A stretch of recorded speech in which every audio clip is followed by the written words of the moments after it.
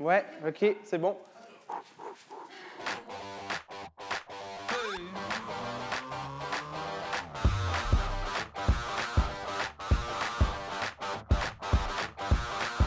Je viens de Victoria. Victoria. Victoria. Prince-Georges. Saint-Georges. Souk. Pearl River. Côte-du-Soleil. Nord Vancouver. Surrey. Vancouver. Vancouver. Vancouver. Vancouver. Au début, parce que mes parents m'ont obligé de le faire, tu sais. Mes parents m'ont mis en français. J'ai pas eu vraiment le choix d'étudier en français. Mais là, éventuellement, avec le temps, j'ai réalisé comment que le français, ça pouvait être un outil qui pouvait me mener au succès. C'est une des plus belles choses que mes parents ont pu m'offrir.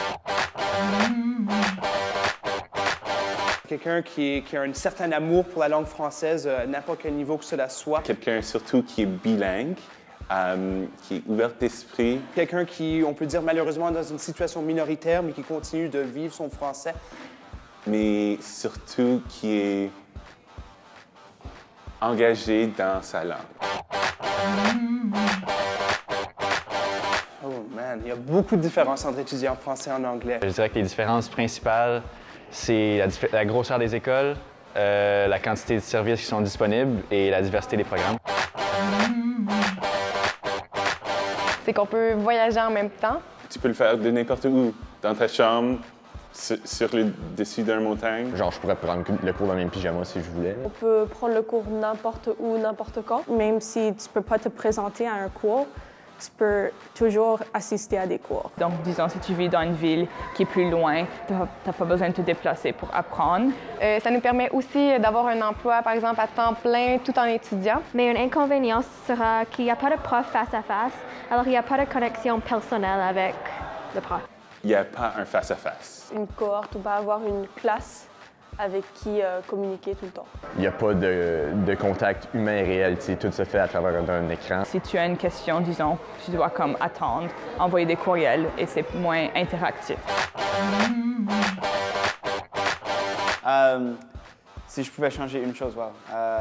Donc, pour moi, ça serait... bon, à l'université, c'est très difficile de se faire une vie équilibrée. Donc, si je pourrais créer mon propre horaire, ça serait vraiment super, je pense. Ça serait que mon école offre plus de choix de cours. Avoir beaucoup plus d'aspects pratiques, donc d'avoir beaucoup plus d'expérience en milieu professionnel.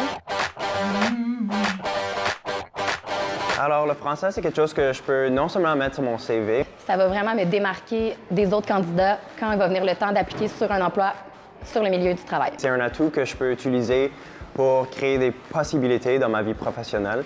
C'est quelque chose que je peux utiliser pour travailler potentiellement partout au Canada ou ailleurs dans le monde.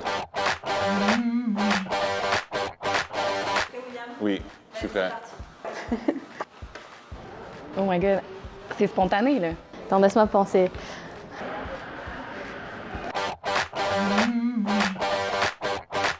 Ce serait certainement plus une chance qu'une punition. Punition en quoi? En quoi ça pourrait être une punition? Quand j'étais petite, c'était une punition un peu, parce que les profs étaient vraiment genre « Ah, tu dois parler français, tu dois parler français ».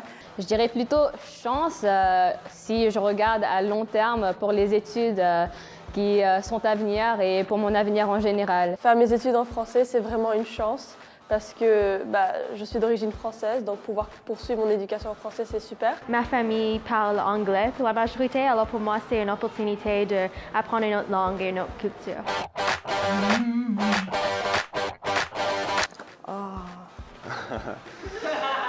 Oh my gosh.